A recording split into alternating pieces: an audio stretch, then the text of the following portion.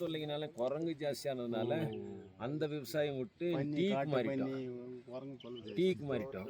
இப்போ டீ தான் பண்ணிட்டுருக்குறோம். டீ வந்து நீங்கள் டீயை பறித்து கொடுத்துருவீங்க, அதுக்கு உண்டான அமௌண்ட்? ஆமாம், இப்போ நம்ம ஒரு ஏஜென்ட்டுக்கு கொடுக்குறோம்.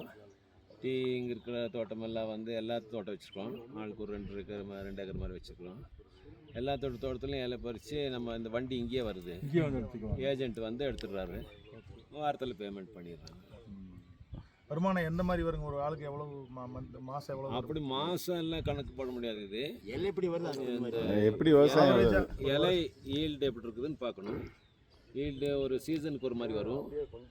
சீசன் இல்லாத டைமில் இப்போ ஜனவரி, பிப்ரவரி, மார்ச், ஏப்ரல்லாம் ஒன்றும் இருக்காது. அப்புறம் ஜூன், ஜூலை, ஆகஸ்ட், டிசம்பர் வரைக்கும் நல்லா ஈல்டு இருக்கும். அப்போ நல்லா இருக்கும். ஆனால் ரேட்டு வந்து திடீர்னு ஈல்டு நிறைய வரும்போது ரேட் கம்மியாகிடும். ஈல்டு கம்மியாக இருக்கும்போது ரேட்டு 25 ரூபா கிலோ. இப்போ வந்து நாங்கள் 22 ரூபா வாங்கிட்டு இருக்கோம். இப்போ நல்ல மூவ்மெண்ட் போகிறப்ப ஒரு நாளைக்கு எத்தனை கிலோ பொறிப்பீங்க? பொறிக்கிறது ஒரு ஆள், இப்போ லேடிஸ் தான். அவங்க 9 மணிக்கு வருவாங்க, 4 மணிக்கு போயிடுவாங்க. அவங்க ஒரு 60லேருந்து 70 கிலோ வரைக்கும். 60 கிலோ பொறிப்பாங்க. அவங்க எங்கிருந்து கீழே இருந்து வரணுமா? நம்ம கீழே நகர் இருக்கு, ஊட்டி கோத்தகிரி ரோட்டில் நகர் இருக்கு, அங்கே வந்து ஆளுங்க இருக்காங்க. அவங்களுக்கு சம்பளம் எப்படி கொடுக்குறாங்க? சம்பளம் வந்து லேடிஸ்க்கு 400 ரூபா, ஜென்ஸு 700. காப்பி கடி கொடுத்து ஜென்ஸும் காப்பி பறிப்பாங்களா? அவங்க மதிய சாப்பாடு கொண்டு வந்துருவாங்களா? அவங்க சாப்பாடு. நம்ம வந்து ஒரு காப்பி கடி ஏதாவது இங்கே அனிமல்ஸ்லாம் எப்படிங்க? அனிமல்ஸ் எல்லாம் அனிமல்ஸ் இருக்குது. புலி இருக்குது, சிறுத்தை இருக்குது, கரடை இருக்குது, காட்டெருமை இருக்குது, மான் இருக்குது, பன்னி இருக்குது, எல்லாமே இருக்குது. தொந்தரவுலாம் இல்லை. நாங்கள் அதுக்கு டிஸ்டர்ப் இல்லை, அது எங்களுக்கு டிஸ்டர்ப்.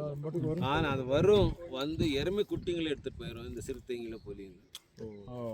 அது ஒன்று. இப்போ நாங்கள் நிறைய எருமை வச்சுக்கிறோம்.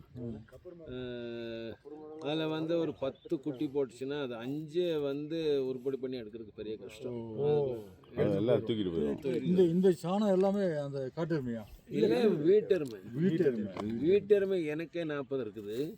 என் தம்பி அவங்க எல்லாம் அதில் எங்கே கட்டிக்கிறீங்க? எங்கே? காட்டு எல்லாம் காட்டில் மேய வேண்டியதான், காட்டில் இருக்க வேண்டியதுதான். காலையில் போயிட்டு நைட்டு இங்கே வருமா? இல்லை, வராது. குட்டி போட்ட எருமைகளை குட்டிங்களை பிடிச்சி குட்டிங்களை கட்டி வச்சுக்கிறோம். அந்த குட்டி போட்ட எருமைங்க மட்டும்தான் இங்கே இருக்கும். அப்புறம் காட்டில். ஆமாம், அதெல்லாம் காட்டில். காடுன்னா காடு இல்லை, இப்போ காடெல்லாம் ஃபாரஸ்ட், இந்த யூக்கலிப்டஸ் மரமும் அக்கேஷியா மரமும் போட்டு எல்லாம் இந்த ஒரு லட்சம் ஏக்கரை வந்து நாசம் பண்ணிட்டாங்க. உள்ள வந்து ஒரு புல் இல்லை. முதல்ல புல்வெளி, நான் சின்ன பையனாக இருக்கும்போது புல்வெளியாக இருந்துச்சு, இதெல்லாம் மரம் இல்லை. இதே மாதிரி புல்வெளினாக்கா இந்த ஒரு இடம் ஒரு மாதிரி வேறு புல், இந்த புல் இருக்காது, வேறு புல், அந்த மாதிரி புல் இருந்துச்சு நிறைய. எங்கள் அப்பா அவங்கெல்லாம் 100 எருமை வச்சு, எருமை தான் அவங்களுக்கு தொழில், பால் அது இது தொழில் பண்ணிட்டு இருந்தாங்க. அப்புறம் வந்து கொஞ்சம் விவசாயத்துக்கு வந்தாங்க. விவசாயம் செஞ்சு விவசாயத்தில் பிரச்சனை வரும்போது, இந்த காட்டு மிருகங்கள் பிரச்சனை வரும்போது டீக்கு மாறணும். இப்போ டீக்கு மாறிட்டா டீ வந்து எருமை காட்டு மிருகம் வந்து ஒன்றும் பண்ணாது. அந்த மாதிரி பண்ணிட்டுருக்குறோம். சரி சார். இங்கே மொத்தம் எவ்வளோ ஃபேமிலி இருக்காங்க சார்? இங்கே ஒரு 10 ஃபேமிலி இருக்காங்க. 10 ஃபேமிலிக்காக நீங்கள் எல்லாம் இங்கே இருக்கீங்க? 10 ஃபேமிலி இல்லை, எங்கள் அப்பா அவங்க 2 ஃபேமிலி, 3 ஃபேமிலி. மூணாவது தலைமுறை. அப்படியே மூணாவது தலைமுறை இல்லை, இது எத்தனாவது தலைமுறையோ தெரில. ஒரு 20 தலைமுறைக்கு மேலே. ஏன்னா நீலகிரி உற்பத்தி ஆகும், நாங்கள் தான் இங்கே இருந்தோம். அப்புறம் தான் பிரிட்டிஷ் வந்தாங்க. பிரிட்டிஷ் வரதுக்கு முன்னே நீங்கள் இருந்தீங்க? பிரிட்டிஷ் இப்போ வந்து அவங்க எவ்வளோ காலத்தில் வந்தாங்கன்னு தெரியல. எங்கள் லேண்டெல்லாம் ஆர்மி, இந்த ஸ்டாஃப் காலேஜ் ஸ்டாஃப் காலேஜுங்கிறது ஆர்மி காலேஜ், ஸ்டூடெண்ட் படிக்கிற அந்த ஆஃபீஸர்ஸ் படிக்கிற காலேஜ். எம்ஆர்சிங்கிறது மிலிட்ரி ரெஜிமெண்டல் சென்டருங்கிறது அவங்க எம்ஆர்சி ட்ரைனிங் சென்டர். அவங்க இருக்கிறது 100 ஏக்கரை வந்து ஆர்மிக்கு 1853